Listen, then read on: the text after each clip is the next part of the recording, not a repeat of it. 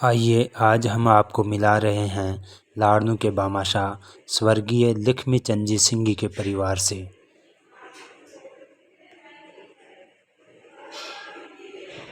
देखिए, हम लोगों का ये मानना है कि हम इस समाज में रहते हैं और समाज और राष्ट्र के लिए एक सामाजिक व्यक्ति का अपना एक कर्तव्य होता है। वैसे तो विकास के काम हर सरकार करती है, पर सामाजिक होने के नाते हम लोगों का भी कुछ दायित्व बनता है कि समाज के प्रति हम कुछ करें।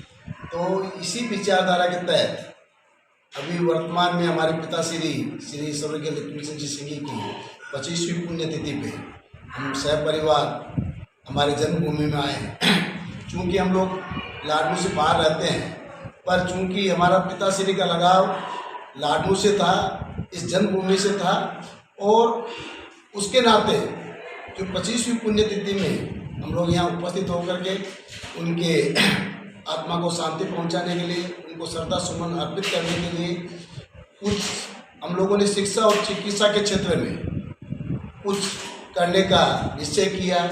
उसमें चिकित्सा के क्षेत्र में हम एक आई कैंप जिसका आयोजन 5 तारीख को होना था, चूँकि डॉक्टर्स की स्ट्राइक चल रही थी, हड़ताल चल रही थी, इसलिए वो आगे के लिए पोस्टपोन्ड हो गया। जब भी डॉक्टर्स आगे डेट देंगे तो वो लाडनू में जोगड़ गाँव में बड़ा आयोजन आई कैंप का होगा।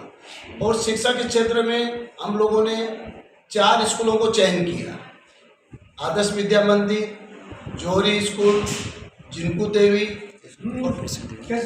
केसर देवी बुतोड़िया, सूरजमल बुतोड़िया और केसर देवी, इन चारों को चयनित किया।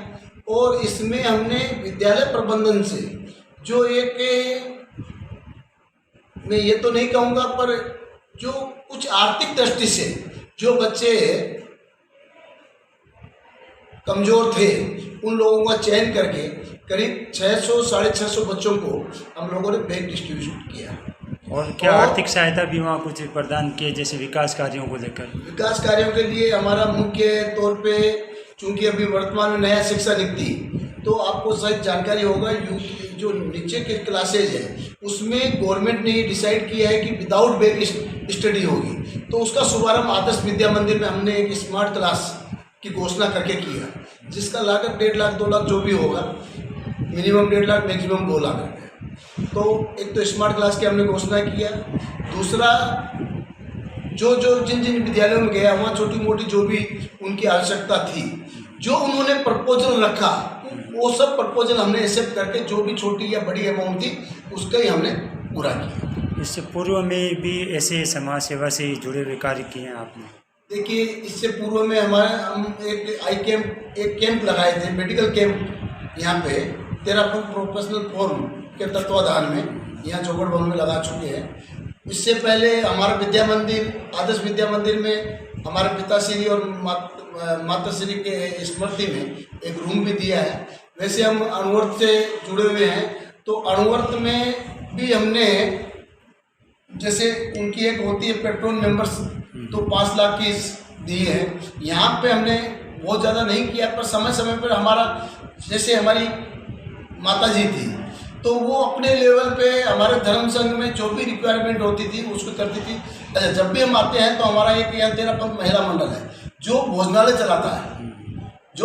चलाता है, या जो भी संस्थाएं हमारे पास जब हम लोग आते हैं और जो भी संस्थाएं आती है और वो अपनी बात करती है, तो उसको हम जो भी हमारी क्षमता है उसके अनुसार सहयोग करते हैं। जैसे शिक्षा क्षेत्र में आपने स्कूलों का चयन करके ज़रूरतमंद विद्यार्थियों को लाभान्वित किया, इसके अलावा कोई अन्य क्षेत्र है जिसमें आपने समाज सेवा से जुड़े कार्य? उसके लिए देखिए, गौशाला के लिए जा तो नहीं पाए, सुशील जी पिपलवा जी आए थे, पर वहाँ भी कुछ आर्थिक सहयोग देने का हम लोगों ने निर्णय किया है। महिला मंडल जो सब समाज को भोजनालय चलाती है, तो भोजनालय चलाने में क्या होता है कि हर साल कुछ न कुछ टूट होती है, तो उसमें भी हम लोगों ने सहयोग देने का निश्चय किया है। ऐसे कई जो छोटी छोटी संस्थाएं हैं जिनकी जो नीड्स है उसको पूरा करने की हम कोशिश करेंगे। कहाँ से ये प्रेरणा मिलती है आपको?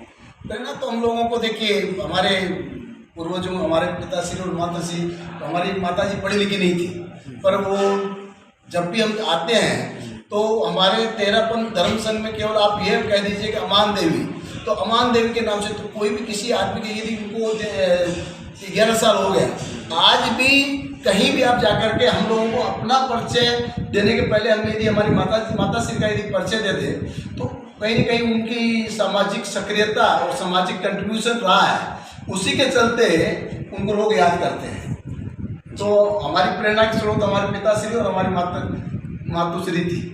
जी थैंक यू। अभी हमने आपको क्या बोला कि हम लोगों की जन्मभूमि है, पर कर्म भूमि यहाँ नहीं है। भाई 2 भाई हमारे कलकत्ता रहते हैं, 2 हम लोग उत्तर प्रदेश में रहते हैं।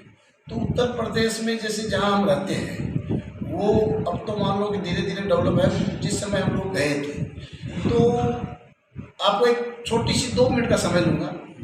आज चूँकि हनुमान जयंती है, काम तो हम लोगों ने बहुत किया, पर हनुमान जयंती की वहाँ एक आस्था का केंद्र है। आपको सरप्राइज होगा कि 108 गांव के लोग दीपावली अपने घर में सेलिब्रेट नहीं करते।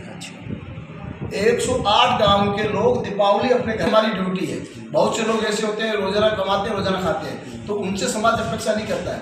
पर जो समर्थ समाज है, उसके समाज के प्रति दायित्व है कि यदि वो कुछ न कुछ अपनी अर्निंग का यदि विसर्जन करे, समाज के प्रति कुछ विसर्जन करे, तो समाज का डेवलपमेंट होगा, विकास होगा। और इसी एजेंडा को लेकर हम आगे बढ़ते हैं। Thank you.